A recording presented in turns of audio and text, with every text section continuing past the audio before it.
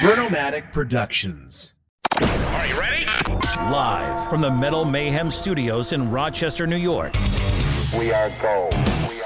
And heard around the world by metalheads just like you. This is Metal Mayhem ROC. Heavy metal music. Your weekly dose of metal music, interviews, album reviews, news, and more. Want to be part of the show? Send us a message through our website, metalmayhemroc.com, or hit us up on Facebook and Twitter. Search Metal Mayhem ROC, a proud member of the Pantheon podcast team. It's getting nice and heavy. Now, welcome our hosts, John the Vernomatic Verno, and direct from New Jersey, Metal Walt.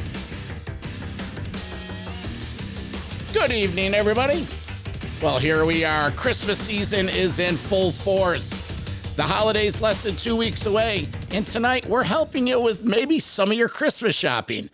We have returning to the show Tony Simerman, founder of Knucklebonz. This is the company that preserves rock and metal history with their brand of stunning collectibles. So, Metal Walt, you had a chance to talk with Tony again. Exactly what's going on in the holiday season 2024 with Knucklebonz? Well, Tony always has a pipeline of products coming through the mill, so to speak. He does a lot of, let's say, advertising for pre-orders. So what we had him on was for him to promote his pre-orders. You know, there's a lot of them. There's Suicidal Tendencies, the Misfits, several AC/DC products. A new version of Zakk Wylde, new Randy Rhodes, Ghost, Cliff Burton, Death, A Kiss, Def Leppard, and on and on and on. So these are all in addition to the products that he was talked to us about a year and a half ago. But what makes the conversations with Tony that much better it's the details and the color he adds to the product. He's not just up there saying, hey, Walt, let me tell you about the Zakk Wylde, Zach Sabbath statue. It's how he got in touch with the management, how the feedback came about through whether it's the artist itself or a spouse or a manager, some of the pushback they give, some of the artists that they've reached out to that for various reasons, they just can't get them on their roster. And he's got this archive and he talks a little bit about some of the things that are no longer available. These things are almost rare gems. They're very expensive on eBay. An amazing story about getting feedback from Alex and Neil from Rush on the Starman a couple of years ago. He's got this Metaverse, which is like a historical thing, like a museum, so to speak, coming up next year. So Tony's just a cool guy. It's an amazing product line, and we're happy to be friends with him and have him back on the show to talk about his happenings. For a piece of artifact that's so rare, this stuff is moderately priced, under $100. But Tony was so gracious enough to put together a code for the holiday season. Walt, is this at the website? How do some of the listeners get some of this product? Yeah, so this is an exclusive coupon just for Metal Mayhem ROC listeners and subscribers. Knucklebonz.com. Again, it's 10% off your next Knucklebone order. Valid one per customer. It's only good through the 31st of December of this year. And just go to the website, knucklebonz.com. And again, it's MMROC10. Throughout this interview, there are a lot of visuals. You'll be listening to it and you can't see what they're talking about. So we invite you to get up to our Metal Mayhem ROC YouTube channel. And this video's there with all these visuals to look at. It's really, really cool. Just want to remind you to head up to metalmayhemroc.com. Check out all our winter merchandise. Again, we're helping you with your Christmas list. Get some hoodies, hats, shirts, posters, phone cases. That's the Metal Mayhem ROC Etsy page. While you're there, sign up for our newsletter, get updates on everything we're doing here. 2025 is going to be huge. We're entering our 6th year. YouTube channel is loaded with 200 plus interviews. Monday nights, I'm doing that live radio show on Metal Devastation Radio. Metal Walt and our crew are doing concert reviews, CD reviews. So again, subscribe to the pod, leave a review, and who knows, maybe in the future we'll read it on some upcoming shows. All right, let's get into this. Tony Simerman, founder of Knucklebonz, rock and metal stunning collectibles. For my co-host Metal Walt, I'm the Vernomatic. This is Metal Mayhem ROC. Tony, it's been at least over a year since we've had you on. We got to know you and the company and your great creative product line and everything else in between. But here really are today. We want to hear all about what's been going on with Knucklebonz for over the last year. So welcome back. Thank you very much. Yeah, it's we've been busy. If it's been that long, it seems like we talked sooner than that. But if it's been that long, then we got a lot of things we can talk about today.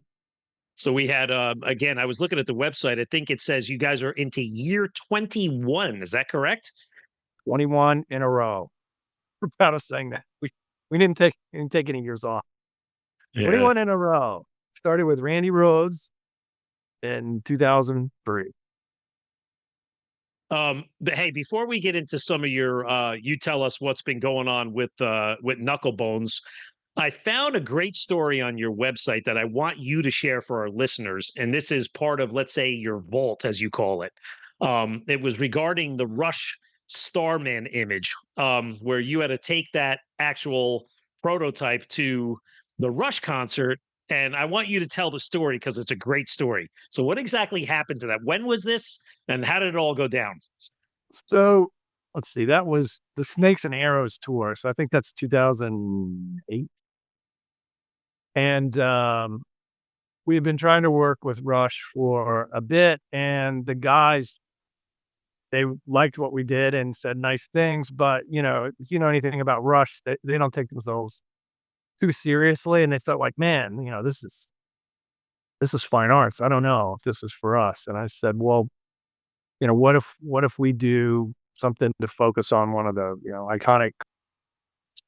iconic pieces in Rush lore, like Starman. And I was speaking to the management, and they said, you know what? I think the guys would like that. So why don't you go ahead and, do what you do, prototype something. So we had a finished prototype, and it sent photographs, and typically that's how we get things approved. We don't send, original pieces of art to far off places to get approved. We do pictures and video. And in this case, they're like, the guys really want to see it. They've never done anything like this. So they were on tour. We lived on the East Coast at the time. We went to Washington, D.C. to a venue outside the district there. I don't know what it's called now, but it's the outdoor pavilion in Northern Virginia. And they're like, you got to bring the actual piece. And I'm like, well, okay. We were close enough we could drive. So we drove up, and we meet with the management, and we think, the guys are going to come look at it, and we'll probably be asked to leave the room. It'd be nice to meet the guys, but that's not why we were there. He comes back. I'm thinking he's going to say, okay, the guys are coming, everybody, we need the room. And he's like, we're behind. The VIP program is behind. Everything's behind. I got to take this to them right now. I'm like, well, wait, no. He's going to take the actual one-of-a-kind Starman and walk it, through a busy concert backstage pavilion with, everybody thrashing and stuff and getting ready for the show. I'm like, no, we're not doing that. And he's like, yeah, you want to get it approved, this is what the guys want to do. And this was Geddy and Alex. So I just said, dude, please, this, the gravity here. And he's like, I got it. I'll take care of it. So he went and came back about 45 minutes later and sets it on the table in the room where we were. And he says, we're good. Like, that's it. He's like, no feedback. And he's like, Geddy has some feedback. So Geddy had some notes. So we had it painted, the actual Starman figure itself. On the back of 2112, it's graded like yellow to orange with really harsh contrasted shadows. And we had painted it to mimic exactly what was on the album. Geddy looked at it and said, this paint, it's really elaborate. They're trying too hard. They should just paint this chrome, silver surfer. So I said, oh, all right, we'll try it. I was sure that's not right. And, we'll go and do it because we were asked to do it. And we're going to say, hey, this is way better. And we shot it with silver and photographed it. And he was absolutely right. It was way cooler. But yeah, that was a one of a kind piece of art backstage. The interesting thing is Neil typically didn't in merchandising or anything like that, wouldn't get involved in it at all and left that to the other guys. He actually wanted to see the Starman and he apparently held it, and he noted our pieces are cast in resin, so they're heavy. Starman probably weighs like 4 or 5 pounds. So typically when you pick up something like this at this scale, here's Mike Muir, we'll talk about him in a minute. They're weighty, and that was Neil's comment, like, whoa, this thing is substantial. But yeah, that was a moment of sheer terror and panic to getting to see Snakes and Arrows and being all approved, and that was a good day, but it was a little stressful up to that point. I know your first thought as an engineer and an architect and a businessman is, I don't care what Alex and Geddy and Neil think. I just don't want them to drop the prototype because it costs hundreds of dollars to make that and so many man hours. Yeah, the decimal point's in the wrong place. It's thousands of dollars. Well, that's listen, if you had a story for every one of your products that you made, including the stuff that maybe is not out yet, you could write a book on that. But that's a great story, Tony. So listen, we know you've been busy and your business has probably been thriving for the past year plus. You got a lot of new products out there coming out. These are your pre-order reserve list we're going to go through. So listen, I want to just get right into it. You had the Suicidal Tendencies Mike Muir up. Let's bring that one up and tell us a little bit about this one. Like, why Suicidal Tendencies? Suicidal.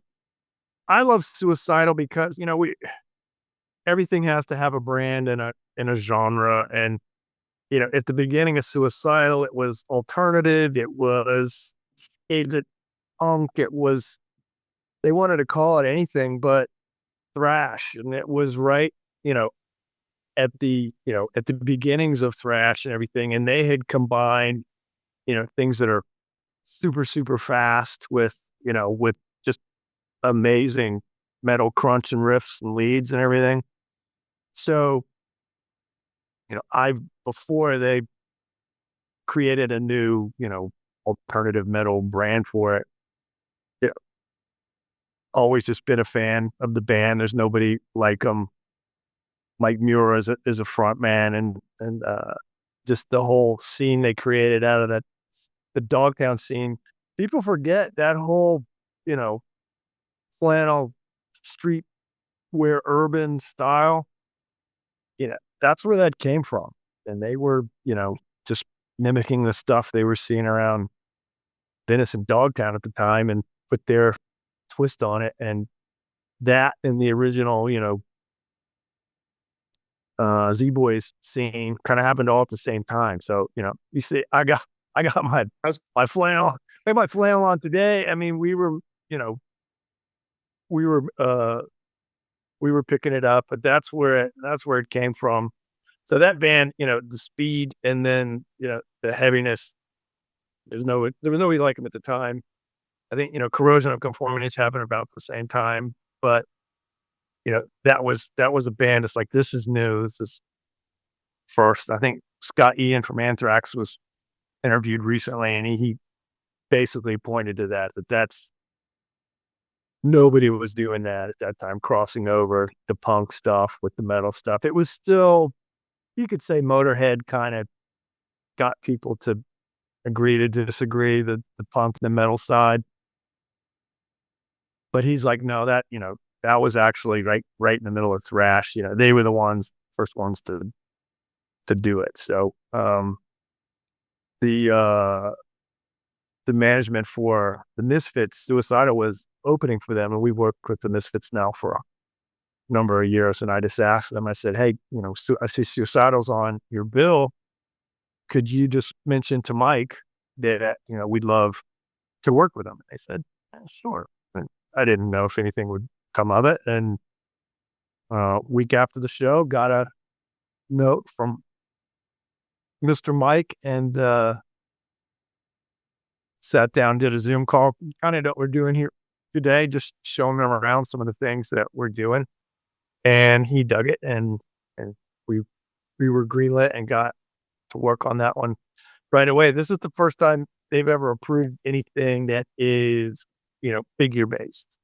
They do great merchandising in the traditional categories. The Dogtown logo there. They had been approached about this tons of times and let some people prototype it once. And he's like, everything I was seeing, it was like Marlboro Man, not in a good way. How about describe? Okay, we'll try to avoid the Marlboro Man look. This is an amazing product, and all of these products would be great gift ideas.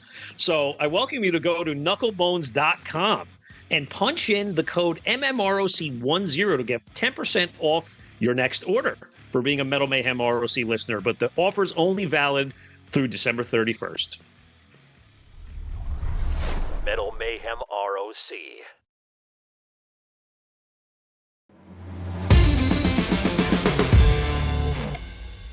My memory of the Suicidal Tendencies, I mean, again, they had a little airplay on MTV.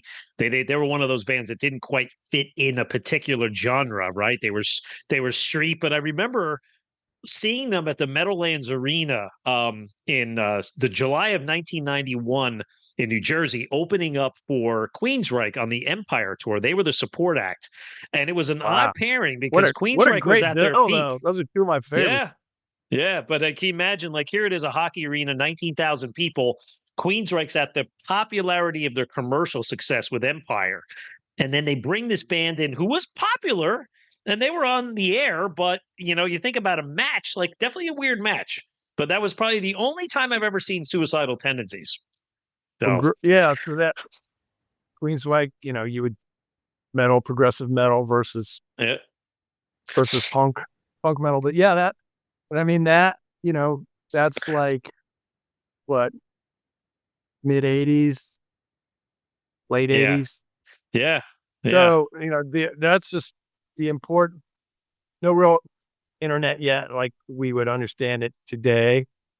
And you had your 3 or 4 music magazines that you might catch something like that. You go to a record store and maybe they were playing it. It wasn't going to get radio play, but we had the Ball, Headbangers Ball. And that's where we found out about a lot of these bands. What a shame that doesn't. We've got the fire hose now. There's a million Headbangers Balls around everything, but that was special. That was curated, and you'd get to see a band and back when videos were wacky and cool. That was a good time. I missed that. I know.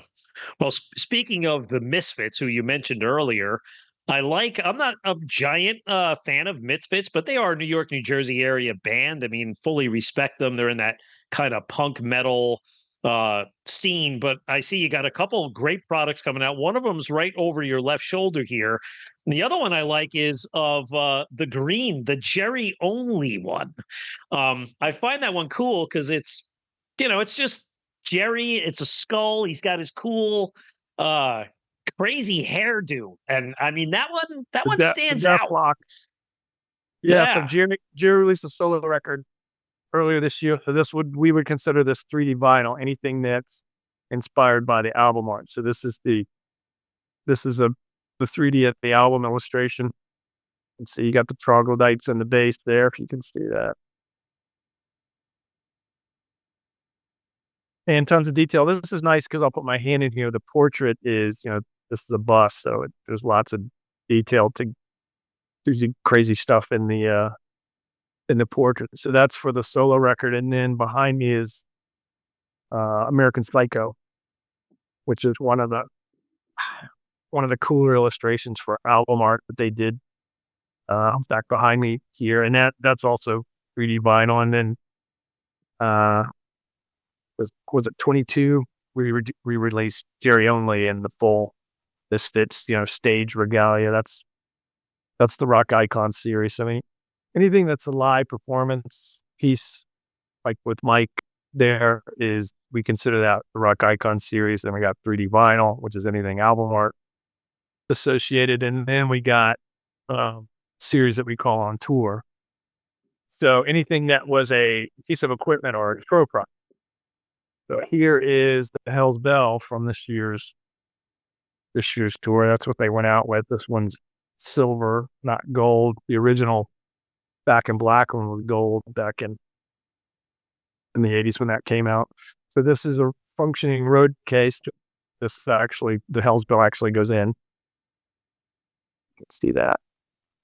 So that's called On Tour. So Pink Floyd Pig, the Hell's Bell. We've got a few new things that'll be coming in On Tour, but we've got the different series because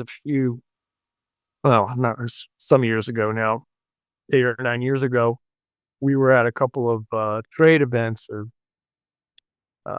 fan events, and we heard a few times, "This is so great. I love these bands. This work is so cool, but I would never buy it." So, I'm sorry. What was the last part? Really great, cool. I love it. Never bought. Tell me about the why you wouldn't buy a part if everything else is so good. Just never into the figure category. There's some people that never bought a bobblehead or a toy or a G.I. Joe or a Barbie and just not into the figure category. And that's when we came up with 3D vinyl, because everybody wears a t-shirt with album art on it. In some cases, 3D vinyl can be mounted on the wall. It's flat like the record. And then On Tour was speaking with Pink Floyd management, and we were watching before we had met, I had watched the Pompeii film with the slow tracking pieces, all the Pink Floyd equipment and everything, and the road cases, Pink Floyd London. I thought that'd be a cool collectible to have right there. I told them about it. They're like, "Yeah, well, why don't you put the Pig in a road case?"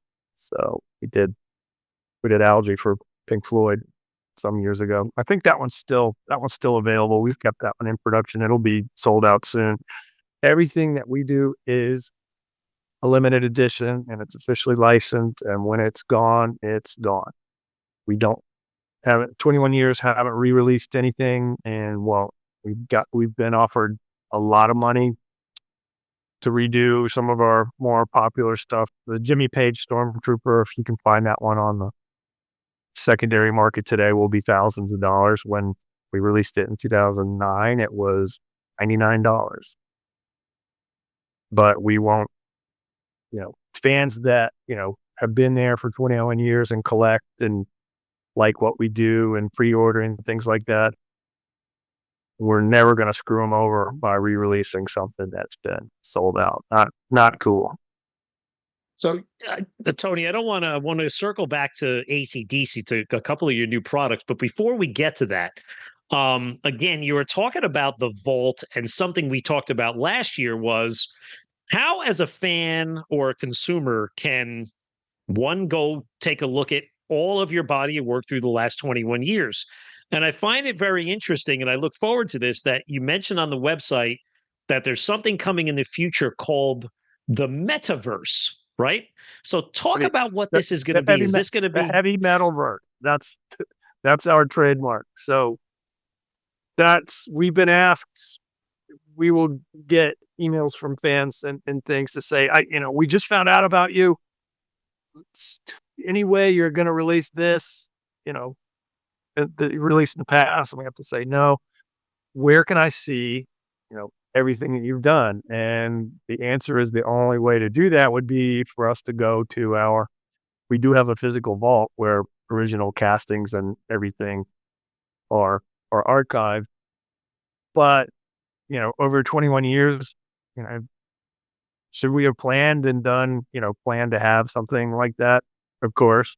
Did we? No. We're so frantic making this and moving, keeping the train rolling with the next thing. So Knucklebonz 21 years, but I was in the TV film, 3D animation effects business and 3D games for a decade prior to that. So the whole idea of a digital collectible and being able to do things in 3D, we know a lot about that.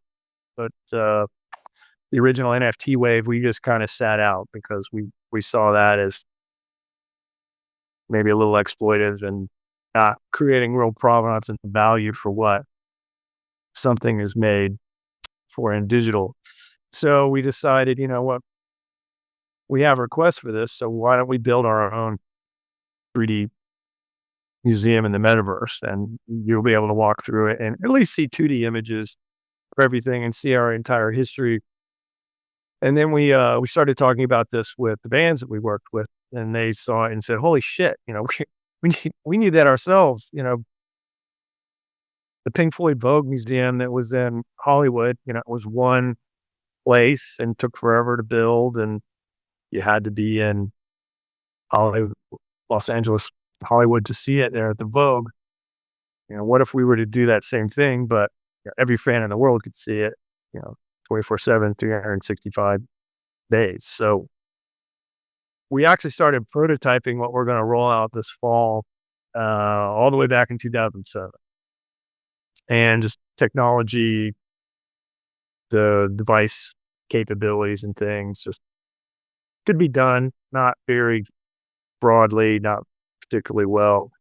Everything's come together now where we can do something really cool. So that'll stay tuned. I don't want to give away some of the fun that's coming, but yeah, that'll be sometime this fall that'll come out, and there'll be a big announcement, and there's going to be a heavy metal verse. So the fans we're one of the few companies that will do, you know, things for Candlemass and the things that don't have, you know, the huge fan bases of a Def Leppard, but still have millions of fans worldwide. And typically people don't make things for them. So that's our job. Yeah. Well, we look forward to that because I think, again, that would be awesome to be able to have one place to look at kind of your whole history of everything from the past to the present. But hey, Tony, earlier this summer in July, I was invited by John Jackson, who runs the Bon Scott official family estate, to join him for an interview to promote what would become the Bon Scott birthday concert. And this was the first one ever held in the States. It was a great event. John played the role of Malcolm Young, and he had this great cast of musicians from the New York City area. And they tried to recreate the 1977 CBGB set list, and they brought in 16 different singers from all walks of life, male and female, and each one delivered their own songs. It was a fantastic evening. But we were talking about what would become the Bon Scott collectible that you were putting out on Knucklebonz. So I love this one because it's great, and it's got the whole bagpipes thing in here. It's got the Scottish flag. Talk a little bit about this product. So I guess it would have been earlier this year, the estate came back and said that they were going to be doing some anniversary things and had that concert come up, and we had done a Bon Scott collectible for him and his jean jacket, you know, from, you know, probably mid-70s, I would say. But I think we had gotten to the end of the production and we were maybe sold out, and they came back and said, you know, could we do another one? And they, when they asked, they immediately said, well, Bon's a singer with guitar players and musicians, you know, just to do a different instrument, stage costume. And they said, what about the pipes? And I said, from Long Way to Rock. Yeah, let's absolutely do that. And, you know, let's do them in the white tux and the shirt. This is a moment everybody knows, you know, when it is. And, you know, that's very early in AC/DC's career. And, you know, I think that might have been their first, you know, pro shot video even. So a lot of us in the US anyway, maybe that's the first time you saw AC/DC with that video. Because the records, you know, were split releases for US and Australia. So that we just basically there was two bits of video. There was the video that we did with the with the tux, that's pretty much right out of what that looked like. And then they did it again for a TV show where he had a Superman shirt on. And the original design we did the Superman shirt, and they saw it and said, "This is great. Could we do the tux?" So we revised it. So that was the estate asking for some stuff that we thought, hey, this is a really good idea. That's it came out really, really good, and I'll tell you that that show was great. Kind of circles back all the way through with connecting, You got to now go. again. That was in New York. You got to go. Yeah, it was great. Arlene's Grocery. It was a cool little show. Weeknight, Tuesday night. Maybe a couple hundred people there, and it was just good to hear all those songs again. But Tony, I also see that you have a new Brian Johnson collectible coming out as well. So, is this from the Back in Black tour? Take us through that one. Yeah, I mean, the jersey here and this matches. We did Angus and Malcolm in this setup here with the stack behind them. So if you look at the Back in Black video, this is the jersey that he has on. My memory is intact. And I'll just put my hand so you can see that the stack is about 10 inches tall. And we have the matching pieces for Angus and Malcolm. Now, those are on back order. Brian is finishing production. They're all going to finish the same time, probably over the next 2 or 3 weeks. And they'll go through Q&A and get put in their collector's boxes and get en route to us here. So hopefully we'll have those and get those out to pre-orders before the end of the year. The only thing in the whole process that we don't have is when it goes in a container. It goes from our production facilities to our U.S. warehouse, and we don't have any control over that. The fine people at U.S. Customs, we just hope they are diligent with their work and do it quickly. But things like, random container checks, you get parked and somebody from the government has to look over what you're doing and make sure you're not doing anything you're not supposed to. So that's one of the more frustrating aspects of the business, that just moving things around, the shipping. Once we ship something somewhere, we don't have control over it. So but it's the same for everybody that does consumer products. Hey, Tony, just making me think, earlier you showed us the sort of the concert collectible for the Power Up tour. I mean, the Power Up tour, they did the Power Trip one-time performance last October in the Polo Grounds out in California. And then, of course, this summer they toured Europe. We can only hope and assume that maybe next summer they hit North America. But where did you get those? Is that Power Up road case? Is that like fresh off of what was kind of just with them this summer in Europe? That's what we envision. We look at the bell. We actually got somebody to go backstage and photograph the bell before the first performance, and this is different than the Power Trip one.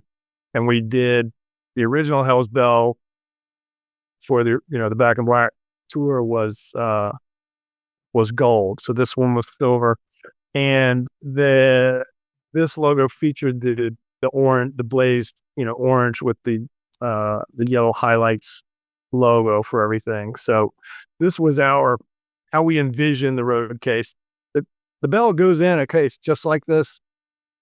Do we know that it had this particular logo on it?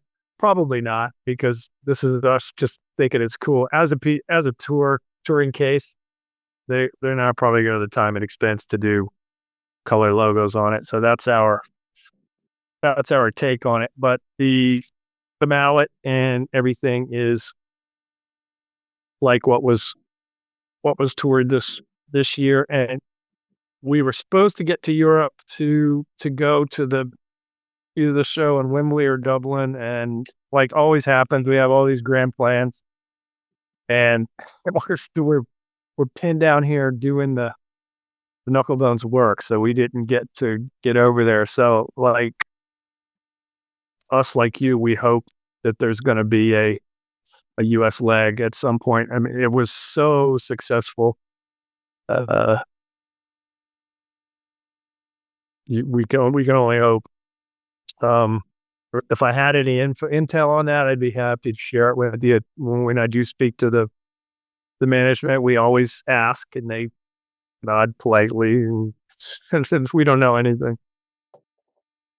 I could only imagine. I'm assuming it's going to come here. And listen, the time is of the essence. These guys are getting older. They can't tour 8 months out of the year anymore. And you know what? If they need 6 months off, that takes them another year. They're that much of a year older. But listen, I will tell you, Tony, sometimes I wish I had your dilemma, right? You could either go to Europe and see AC/DC, or you can sit back and make the hammer that goes to the bell. Or work on Tough problems AC/DC. to have. Yeah, Tough problems to have. Listen, if you ever want to contract John and I out as contractors for Knucklebonz, you can gladly send us over to Europe to do some of your dirty work. We're all in for that. We have to smack ourselves every now and then. Remember that, what we do is, it's hard work and all the things, and owning a company. But at the end of it, it makes it easy to get up every day. When I'm not traveling, I'm in the studio here every day. Yeah. And it's not like, we want to talk about how much we work. This is what we do. It's part of us, and we're just here every day doing it. Right. Some people work in the biotech industry, such as me, and some people make high-end rock and roll collectibles. Everybody has their part in the economy. But hey, Tony, and the other collectible over your left shoulder, it's Zach Wild, but this is not Zach Wild, Black Label Society, or Ozzy. This is the Zach Sabbath collectible, and I was fortunate enough to see that show in Brooklyn a couple of years ago, and I believe he only sports the kilts for the Zach Sabbath shows, and it's a great concert because it's all your best Ozzy tunes, done with a trio, and he jams them out, and it's a cool little show.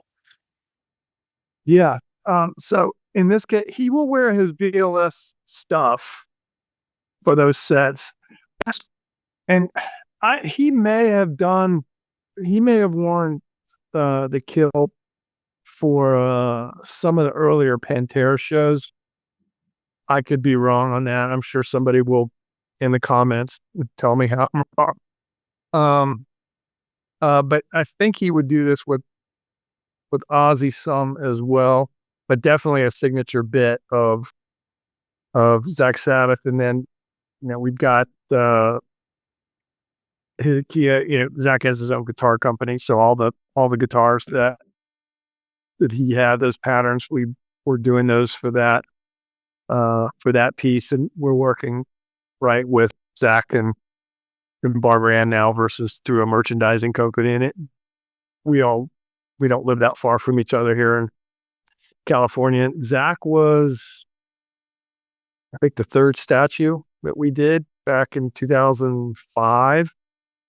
Memory, it was Randy Rhodes from Diary of a Madman era.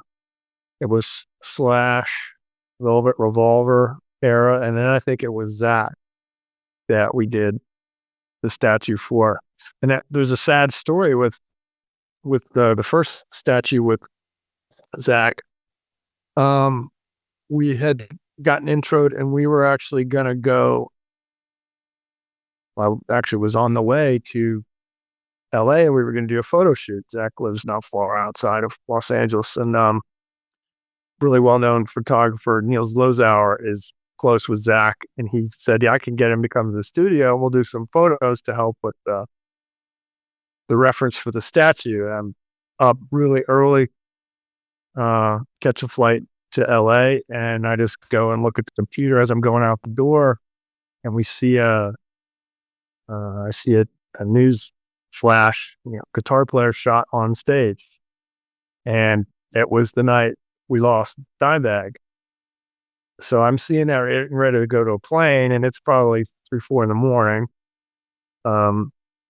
So we're panicked. We don't know what to do. Do we try to get a hold of Zach or his management? What do we do? And Ashley, the co-founder, and I talked about it, and just said, you gotta go. For some reason, he wants to work that day.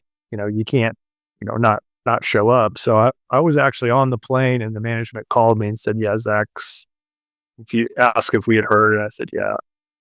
They said, yeah, Zach's already on his way to Dallas. So it's off. So we ultimately hooked back up and did the statue, but that was a sad day. Yeah, certainly. Have you had a chance to see the Pantera tribute with Metallica? I haven't been able to get that. Again, that's one of those, because we work with Metallica and we work with Pantera and we work with Zach. That's something that we could sort out. And invariably, they haven't been here with both of them. They came to Seattle and LA, and just we were too pinned down to do it. I definitely want to go.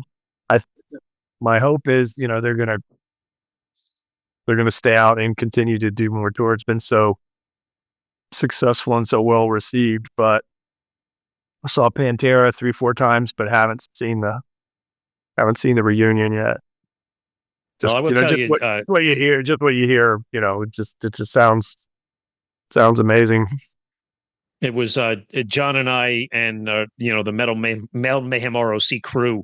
We were invited as friends and family members to last summer and this summer shows, the Metallica tours in New Jersey and Boston, respectively. So, we were up there and we were right in the snake pit for both. And I will tell you, not just hearing the songs, which were great, and of course you're being in a football stadium and you got the anticipation of Metallica coming next, but Zach especially was so dialed in and focused. Zach always has a good time up there, but he's a different beast than Pantera. He's up there. You can tell he's honoring these songs and he's taking it really seriously, like very professionally, and Charlie as well. So yeah. I mean, he's real clear about that. I'm playing Dime's parts. Dime was my friend, and I want to do that as close to what Dime did. Of course, still Zach, but the songs sound great, and that's another band that Cowboys from Hell, saw that video on the ball. I didn't know anything about the record yet. That's another one that Headbangers Ball rolled out. Yeah. So, Tony, before we circle back to some of the bands circling around the Metallica summer tour, speaking of Ozzy, you also have some additional collectibles coming out, new ones on Randy Rhodes. What I like about these is there's is there 2 versions of it in different outfits? Take us through the mindset of these products. So we did Randy Diary of a Man. There's been 3 Randy Rhodes statues, and we kind of cover every era with Ozzy and pretty much every costume and guitar combo. So Randy's fans are Randy's fan. I think we could do a Randy Rhodes statue a month for the rest of the time when we do this, and Randy's fans would love it. But we always try to give collectors and fans something they didn't have. So, this is Randy when he, ruled the Sunset Strip pre Ozzy. So he would wear the vest with the bow tie and of course lots of polka dots. And he had, any number of different color combos for this. So, worked directly with the Rhodes family just to say, basically asked them which do they think are the coolest. So these were their favorites. They liked the powder blue one, and then the red one with the polka dot vest. Kathy, Randy's sister, actually wore that vest a few years ago for Halloween. There's a picture of her in it. She's a tiny little thing, and and the best. So that's the family picked those particular ones. Those were their favorites. Now, when something like that, when they pick those, I mean, you go back and you try to find old images. I mean, did they take pictures of that vest 40 years later and say, "Hey, Tony, you need to see this thing in kind of up close"? Like, how does that whole thing? How do you recreate the vest? It's well documented enough that we didn't need to ask them to do that. And if there was something that was really critical, that's something that we can do. We typically try not to bug the artists or families if we can get on with it. That's why we're still doing this 21 years later. We really need something, we'll stick our hand up, but we don't impact the artist for their time. And when it's ready, we show it to them, and then we revise it based on making us all happy. So they have all of those costumes in an archive with all of Randy's stuff and his guitars.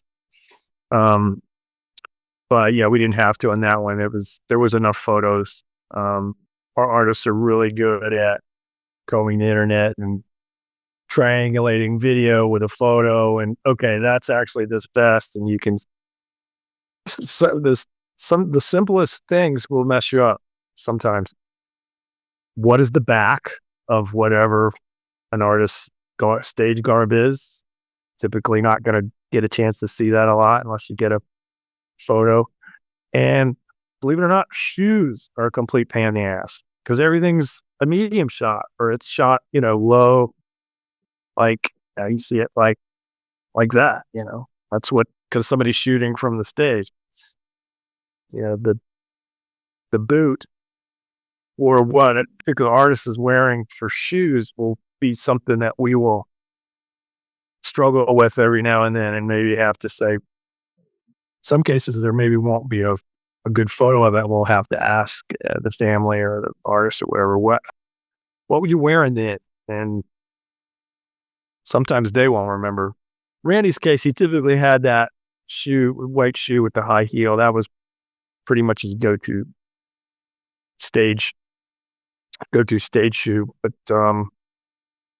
the last thing we did was Slash. He had his leathers on. This would have been late 80s, the last record before Guns disbands originally. And we researched it, had it nailed, and Slash would be on stage with his leathers. And he actually had like a purple pair of Air Jordans. And we nailed it and sent it to him. And he's like, no, I don't want to be wearing that. We're like, well, Slash, this is it. This is now boots. So that's the case. We think we got it right, but Slash wanted boots. So whatever Mr. Slash wants, that's what we're gonna do. Slash is really great. He's just such a fan of animation and art and things. He's always really complimentary and really great to work with when we do stuff with him. Yeah, I think he's got a Halloween horror soundtrack coming out. We saw some press come through on that he wrote. That's going to be played at one of the theme parks, I think, in California, sort of as the backing music they're going to play in that. Yeah, it's out now. It's new. Yeah, I just saw the press. Yeah, it's new music printed on color vinyl. It's kind of how Halloween sounds, but he's playing guitar on it. It's going to be used at the theme park, I guess, for some of these exhibits. So I haven't really checked it out, but I thought that was kind of cool. I'm gonna check that out. I hadn't heard that. Yeah. Is it Snake Pit with Miles? No. This is it's Slash. If you look up Deco Entertainment, who's one of the press people that we're connected with, DEKO out of New Jersey, you could find all the information on there. Cool. I'm gonna check that out.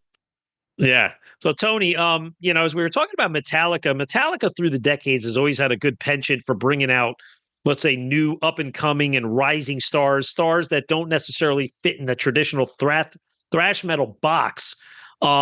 One of the bands that they brought out on the 72 Seasons tours that opens up the show on the second night, the Sunday, is a band called Ice Nine Kills. They're a Boston-based band. You know, I didn't get a chance to see them. They definitely are pulling a younger crowd, but I think they also have this kind of horror slasher movie feel to them. And I see that you have a collectible out there now for them. I mean, visually, it's a great collectible. So take us through that one. Yeah, so this is Spencer. And if you see this band, basically every track, every song will have a horror-based theme, and they will do, some stage theatrics around whatever that is. So here's the chainsaw here. So and they have a lot of fun with it, and it's super heavy and fast. And this is, people will say, Knucklebonz, eventually you won't have a business because there won't be any metal or rock. You friggin' stupid. There's the case right there. That's somebody that saw a record or saw a horror magazine or a video clip of a band just going crazy with horror effects, super heaviness, and somebody 9-10 years old is going to hit on that, and that's what they'll be talking about when they're our age, right? I remember I saw Ice Nine Kills on the Strip. Yeah. 200 people. Look at a band like Ghost, right? What they've done, and you've had the pleasure of making, the ability that they served it out in a platter for you guys, right? Because Papa changes a costume, he changes a character every time a new album, new tour. They're on what, I don't know, the 4th or 5th album. You have a new collectible coming out. I think it's Papa 4, and he's in the red sort of suit jacket, right? But Papa 4. Yeah, so Papa 4, and that's the red. He probably has a half dozen costume changes during the show. So that one is the red one, sparkly red one. And if you can't really see it there on the inside lapel, he has the "fuck you" sticker that they wanted to make sure that we added. He flashes "fuck you" with the lapel. There's probably, I think there's 2 or 3 different versions of that. I think there's a blue and a green one and a black one. We just picked the red. So much of what we do is black. So anytime we get a chance to do color and metal, we like to. So it's Papa 4. So I don't know. This is not anything official, but if you just look at the history of Ghost, you can say Papa 4 might not be long for this world. I'd say you could look for a record and a tour from them next year. This is nothing we know about. This is just us looking at the history of the band.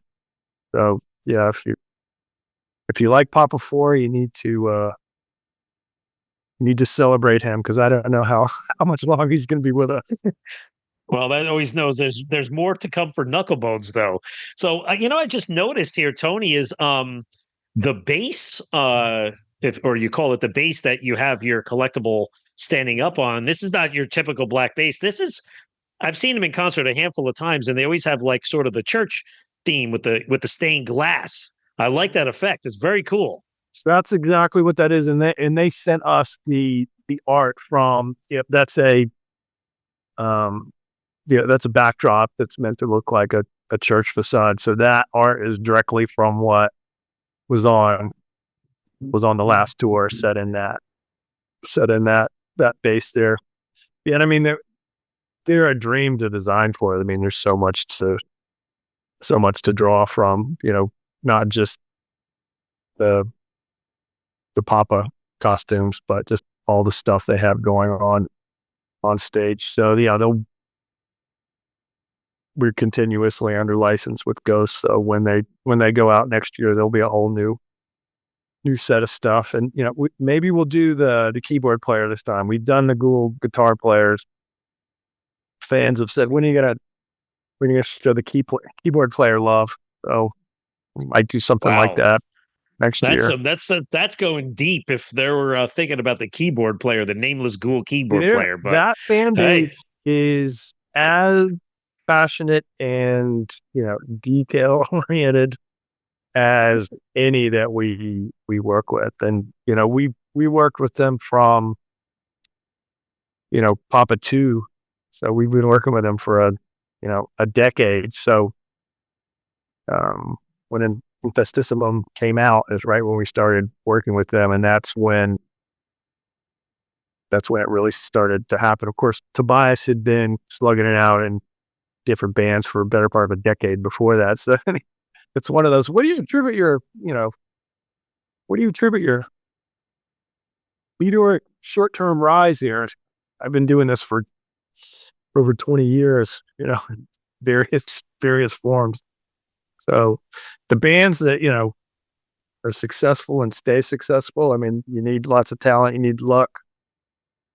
But a lot of times it's the bands that, work the hardest.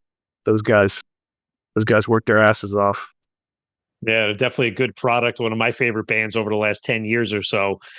So, I mean, Tony, we're jumping all over the place a little bit, but I don't want to forget completing the Metallica discussion for this year. But I see that you have some brand new Cliff Burton collectibles out there. So talk about the Cliff ones, your new Cliffs. Yeah. So we have a new design for Cliff. He's right here. So this is Cliff, early in Metallica. So the one that we did before, this is the second design, would have been like Day in the Green. So he's wearing the Misfits shirt and the jean jacket. So he's really well known for that. But this one is, very early Metallica. He's got the red brick base. And then we've done a faux treatment of he had the Dawn of the Dead, George Romero shirt he would wear.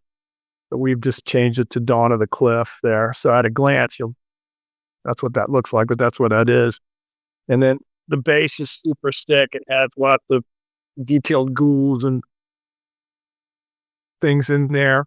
And then the Burton logo that they have done, and of course, Cliff 'em all. So there's tons of sculpted detail in there, but we paint it black because we don't want it to detract from Cliff, right? If we get too detailed in the base, it can detract from the statue. So we do a lot of work in our base design to have it be, complementary for the theme of the statue, but we don't want it to compete. So that's a balance. We work really hard on that. I think that's one of the things that's kind of unique to us. Tony, I welcome you to check out our interview with Kirk Hammett that we did October of 2023, because John Avernomatic and all of his friends from Rochester, they were there during the Kill 'Em All recording sessions. And we have a unique one-of-a-kind interview out there with Kirk where all of John's friends pulled out their old photo albums and pulled out personal pictures that Kirk has never seen before. A lot of them recorded in the house that the album was recorded in. Many pictures of Cliff goofing around with the guys. And again, we had the pleasure of being able to show these to Kirk firsthand. So I welcome you to check that episode out, especially the YouTube video, because all of those images are included on the channel. Cool. So a Cliff Museum is going to be included in the Heavy Metalverse. So we're going to have some photos early that maybe some haven't seen as well. So that's the second design for Cliff, and they're just doing something different. We went a little earlier. The original design was probably last year of Cliff's life. Master Puppets is that era. So this is a little earlier, and he's got the signature black base. By then, early on, he would play this red one. Like I say, anytime we get to do any color, we always gravitate that because metal is always black. So we look for color when we can find it. Well, we have a couple more bands to cover today, and those are going to be the colorful ones. But before that, let's finish out our heavy segment. So you have a couple pieces for the band Death that are out there. One, a new piece, a new Chuck piece, and then also the Leprosy album cover. So I know when we talked last time, I said not that I just was curious because their Death is a popular band, but they're not exactly mainstream super popular. That's why I was very, very happy to see that you guys, are featuring some of their products, because it's not like something out of the thousands of bands out there to pick from. You wouldn't think Death off the top of your head. No, but I mean, and the reason for that is, we sadly lost Chuck as a young man. They're really starting to hit stride with, all the things that they could do musically. Chuck was such a talented musician. So the original design was Chuck, probably like at the toward the end, the career, I guess, the symbolic era. This is early. So this is what he would have looked like, at a club in Orlando when they're, first starting to go out and make their first records. So he's got the thrash and metal. The white high top was a thing, so he's got that going on, and then just a Death cut off t-shirt. His hair was naturally a little more curly, so some fans hated on us right away, saying that's the Chuck didn't have curly hair. Trust me, he lived in Orlando where it's 92 and 98% humidity. That's what his hair looked like if it wasn't. His nephew Chris Steele is a really great guy, and grew up with Chuck, took care of him. So it's not one of the relatives that comes in after artists Ben and didn't have much interaction with him. He was super tight with his uncle, and he would talk about the hair product later to get the beautiful flowing lettuce. But yeah, that's what he looked like when the band was first starting. So that's that era. And then the Leprosy era you got there. So that's the Ed Repka album cover. So this is again 3D vinyl. Repka's just such a great artist and did so many great covers. This is a favorite here. This is another one that'll be there'll be a digital experience where you can walk around that entire album cover in the heavy metalverse when it launches. I've actually got the color master here. Look at that. What attention to detail on that one. Beautiful. Yeah, I mean, the artists were, celebrity likeness is super hard. When we get a chance to do something that's fun and, we want to match the album art, but it's, you're doing a zombie.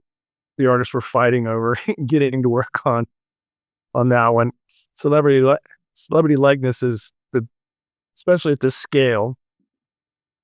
So if we hold up a statue here, just to give you, we've got the size of a thumbnail, basically, to do the portrait. So when we get to do something that's just a little more ethereal and dark, artists love to do that. It's a little more fun. Celebrity likeness can be tedious because we're not doing, our take on the artist. We're trying to make it look like, you were there live in '88, with Chuck, or at a Venice party with Mike Muir in the '80s, early '90s. Well, what about your new Def Leppard product, right? I think this could be it's at the Hysteria tour where you have all 5 band members. I mean, a beautiful piece of art, but you got to recreate all 5 band members as if they're, on stage performing or, kind of taking a bow to the audience, to the crowd. I mean, beautiful piece of work there. Talk about this Def Leppard collection. So that's Adrenalize, and that would have been in 1992. So Steve Clark's not touring with the band, and Vivian Campbell tells the story that, there was a long courting process to get him to, come on to replace Steve Clark. And he basically just said it was never really about me playing guitar. It was just, and we all hang out together because those guys are all super tight guys from Sheffield, right? So he would have been, an outsider such as it was. He said it was kind of a better part of a year. So Hysteria tour is like 89, I think. So that's 92. So that's he recorded that record with him, and that's the first time he tours with him right there. So 92 at this point, yeah, Hysteria had, he came off Pyromania, super successful. They take forever to do Hysteria, and Hysteria is, what it is now, the classic. So that's a hard thing to do, follow up on 2 records like that, but that was a great record and great tour. And here again, it was, they were here in San Francisco, and we're out of town when the tour date here comes. So we missed it. It's over the last few years, the big, we get to go to shows, but we definitely missed more that we wanted to go than we get to. That's anybody out there, you get a chance to go and see an artist that you care about, big venue or small, you got to make the effort. You never know when it'll get taken away, pandemic or otherwise.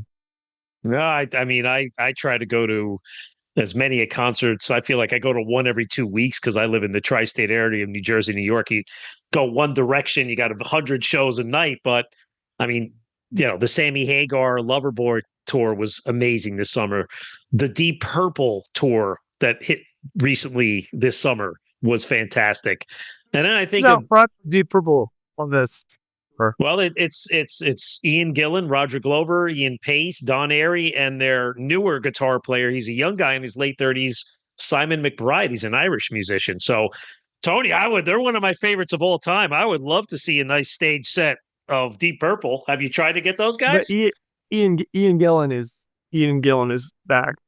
That one, one of my favorite bands, Deep Purple and Rainbow with Richie Blackmore is one of my all-time favorites.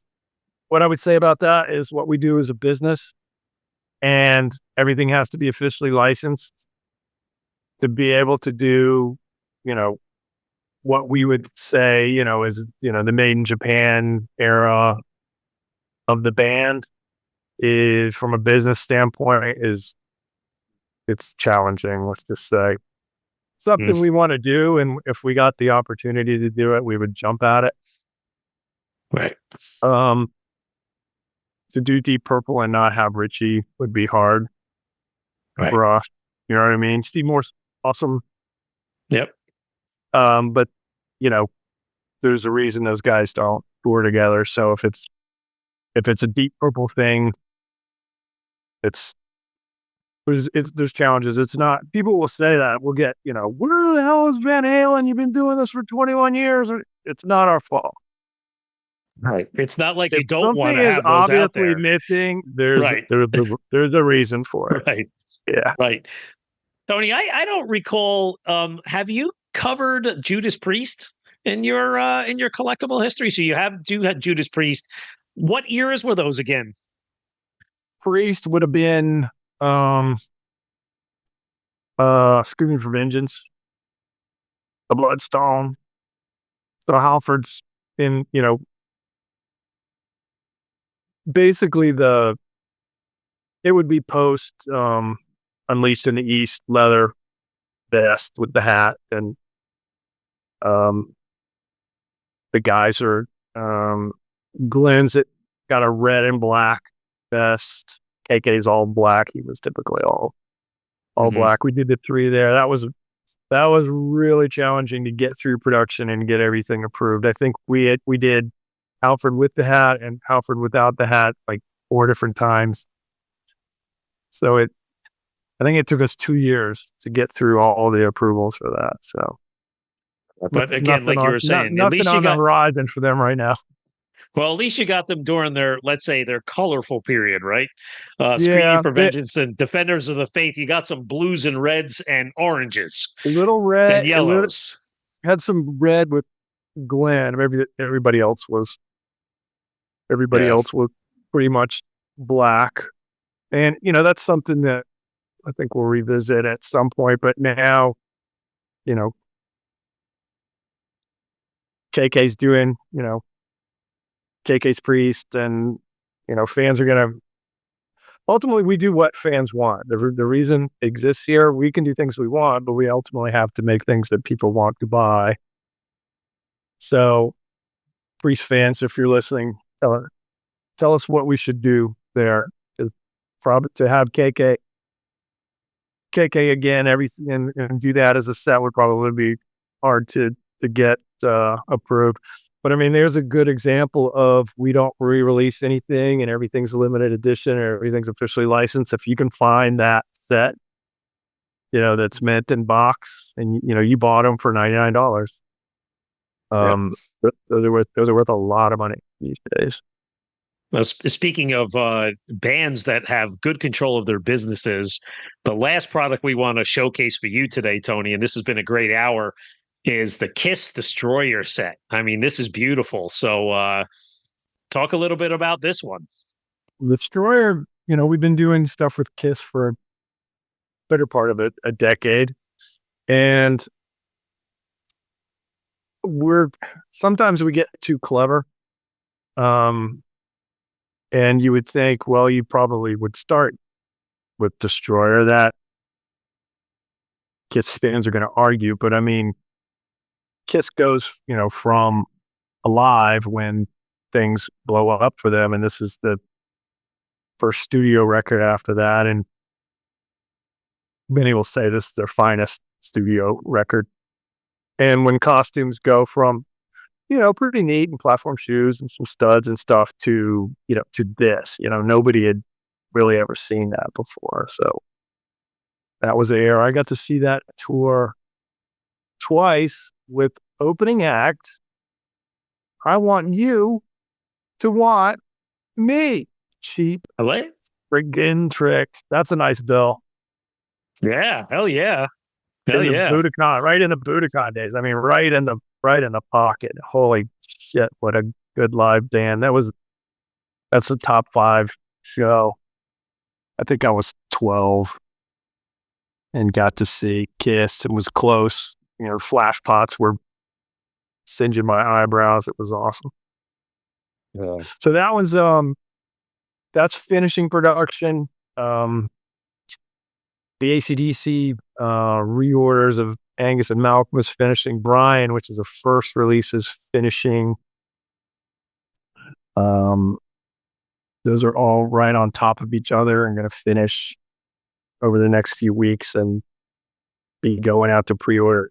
The first wave is already almost sold out. So if that's something that you're interested in as a fan, get your order in, because what will barely happen is we have a long lead time and we'll say, okay, we think we need, the edition number is going to be, this many pre-orders, and what we know we have for the retailers that carry stuff around the world, we need this. And production's gone on long enough that we think by the time we land our pre-orders, it's going to be, all the pre-order wave is going to be completely gone.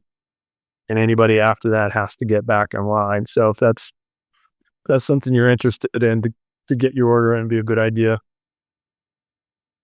What's coming down the pike after this? I mean, this is let's say your immediate near-term orders. You're going to get me in trouble. Listen, Tony, you got to give us a little preview. Got to give us a little carrot for us. What's coming next? I mean, I got a 2025. lot. So, I got a lot. So we're going to there's a meeting literally right after this about another band that, people are going to freak about, and nobody's really done anything in 3D yet. Exodus, Gary Holt, is finished. And Gary's he's actually in Slayer rehearsals right now. He was going to go on a little vacation, and he's starting to rehearse for Slayer for Aftershock out here. So we'll hook up with him toward the end of the month and show him what we got and get it approved. So that'll be something that'll launch for at the end of the year. Sleep Token is finished, and so the vessel with his mic stand with the trailing banners is super cool. I'm looking on the other side of the camera. It's actually right over there. I can't show that to you yet. Sorry. We've got some new stuff for the Stones. I know this is the metal hour, but we're all rockers, right? We've got the Stones Lick logo. We've done a statue that's about this big of the tongue, Stones Lick. And we've got the classic version, the Hackney Diamonds version, which is like a cast like a diamond. It's semi-transparent and cool. And then we have a flag version with literally every country in the world. So there will be about 42 different versions of it. And that'll be rolling out, this fall. And then, let me just think, what's in sculpting right now? What can I be like super scoop with? Max Cavalera, Sepultura, and Soulfly. So Max, so it would be like late 80s. He's transitioning from Sepultura to Soulfly, and he's starting to wear the dreads. So it'll be that era with the Brazilian green guitar. That's in sculpting now, and we're working right with his management, and so that's one that's a favorite band again. Sepultura for all the heavy metal folks. That's a band we all know and love, but might not be a household name in the hard rock sphere. But that's what we do. We make sure we honor those bands that have millions of fans around the world, but may not have a lot of merchandising stuff made for them outside of shirts and things like that. Sure. Tony, you talk about like sculpting. One thing I think it would be a great idea for you guys, and maybe this will be for our discussion in 2025, a year from now, is I would love a behind the scenes little mini film that you could stream on your website or wherever. Maybe you pay a premium channel to see it, but your ideation to see the guys or you guys working behind the scenes on the molds and how you create the creative size to replicate down to that perfect detail that you do, to the painting, to the shipping, to the molding, to the production. It's like, we just buy the product as consumers. We want a little mini documentary of Knucklebonz. We want to know what goes on behind the scenes. I don't know. We always think, do we want to bore people with that? We have been asked about that. So we'll see if we can put something together like that. That's good, though. But Tony, it's been a great hour with you. Just give us our socials one more time again, and where people can go to pre-order all of these great products. So everything, knucklebonz.com, knuckle like your hand, BONZ.com, and socials are the same. If you just search Knucklebonz, you'll find us. And we do a pretty good job on socials of keeping you abreast of what's new and what's selling. That work in progress stuff, we'll have to work on that. We're not as good at that as we could be, I suppose. That's all right, though. Excellent, Tony. So I welcome you to go to knucklebonz.com and punch in the code MMROC10 to get 10% off your next order. All of these products would be great gift ideas, but the offer is only valid through December 31st. Don't forget to visit metalmayhemroc.com and sign up for our newsletter to stay updated on new podcast episodes, YouTube episodes, CD and concert reviews, and everything else in between. And also remember to join us live on Monday nights on our radio show at metaldevastationradio.com. And if you enjoy our content, please leave us a review, as this is our only way to get feedback and to get better at the product that we offer. leave us that review on Apple Podcasts. So for my guest, the guy with the best fucking job and company in the world, Tony Simerman of Knucklebonz. This is Metal Walt from Metal Mayhem ROC.